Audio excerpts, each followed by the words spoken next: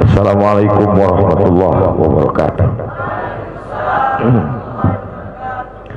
Alhamdulillah wassalatu wassalamu ala Rasulillah wa ala alihi wa sahbihi wa man da'a bi da'watihi wastanna bi sunnatihi ila yaumi liqa'i rabbih.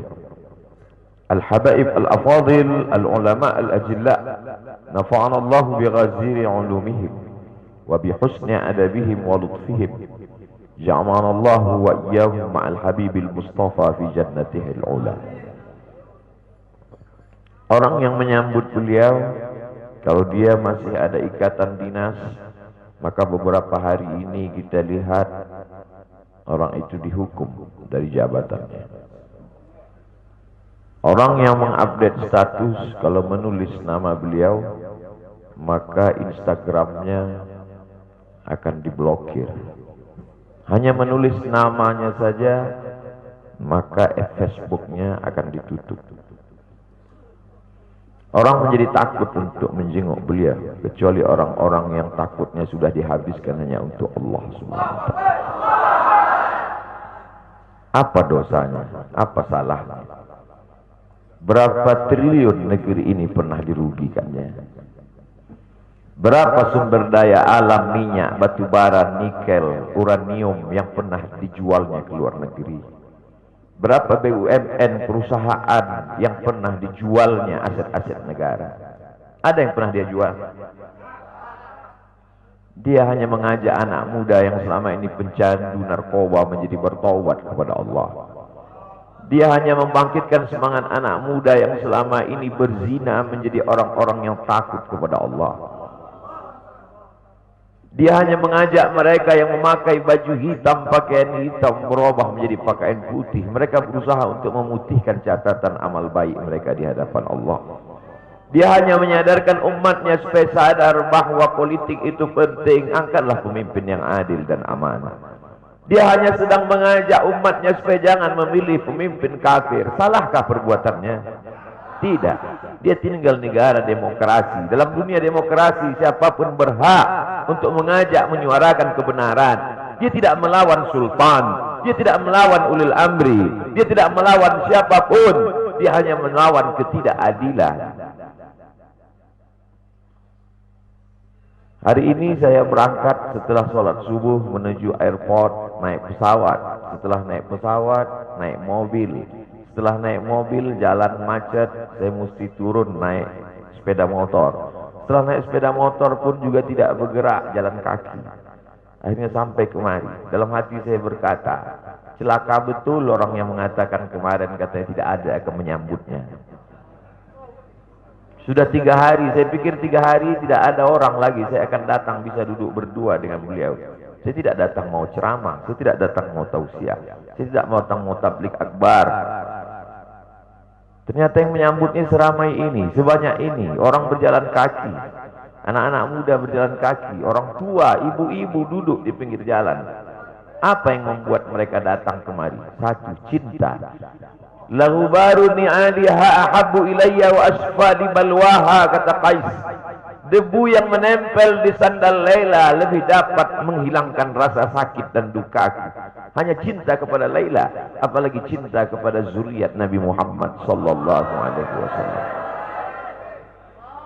Andai engkau orang alim, andai engkau hafal kitab, andai engkau mengerti kitab kuning, banyak ilmumu, tapi ada kebencianmu kepada ahli bait Rasulullah sallallahu alaihi wasallam, hilang keberkahan ilmu.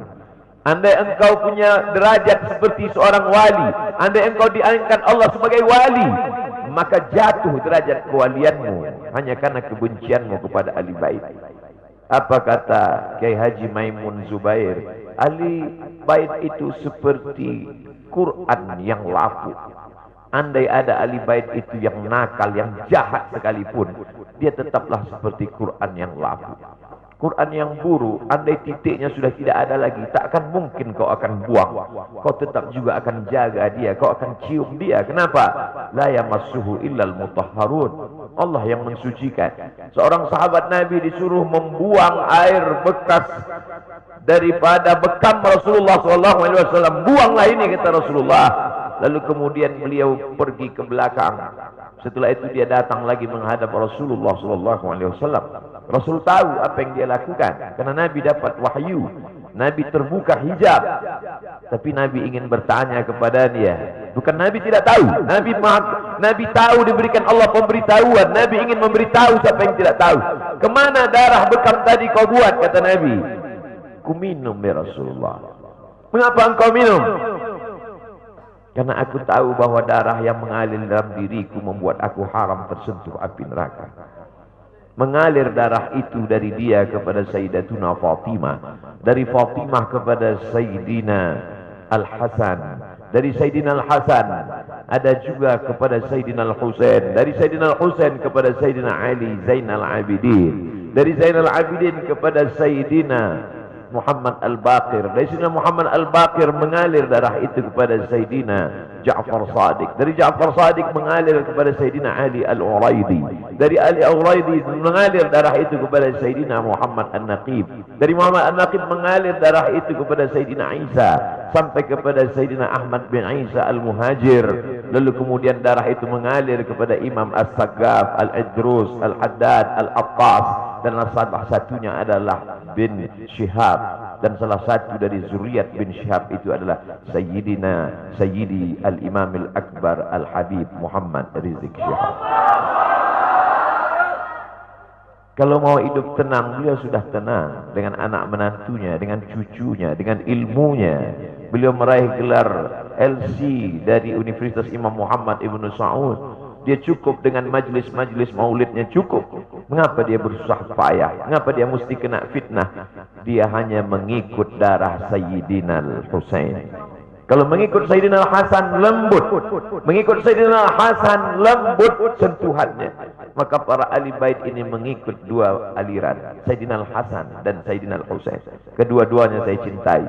Habaib yang mengikut Sayyidina Al-Hasan, saya datang, saya cium tangan mereka, saya bersilaturahim, lembut gaya mereka. Tapi mereka semua mengajak untuk mencintai Sayyidina wa Maulana Muhammad sallallahu alaihi wasallam. Tapi ada yang seperti Sayyidina Al-Husain, menggelegar suaranya, dia hunuskan pedangnya untuk musuh-musuh Allah. Keduanya adalah sama-sama diridhai Allah. Innal Hasan wal Husain sayyida syababi ahlil jannah. Yang mencintai Sayyidina Al-Hasan, mencintai Sayyidina Al-Husain, yang mencintai zuriat mereka, keturunan mereka, maka dengan cinta itu bekal kita menghadap Rasulullah sallallahu alaihi wasallam. Andai aku dihadapkan nanti menghadap Allah, tahajudku tak sebanyak Imam Ahmad bin Hanbal, 300 raka'ah fil yaumi wal lailah, 300 rakaat sehari semalam. Andai aku dihadapkan kepada Rasulullah SAW, maka jihadku tidak sebanyak Sayyidina Khalid ibn Walid. Setiap jengkal kulitnya, setiap tetes darahnya tak lepas daripada tebasan tombak, anak panah dan pedang.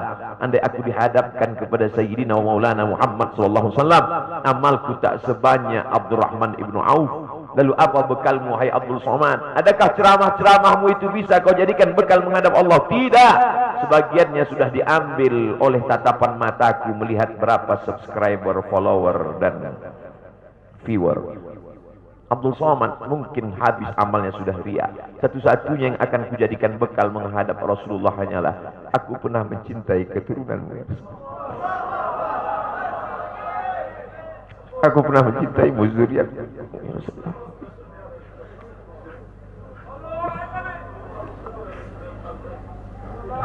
Wahai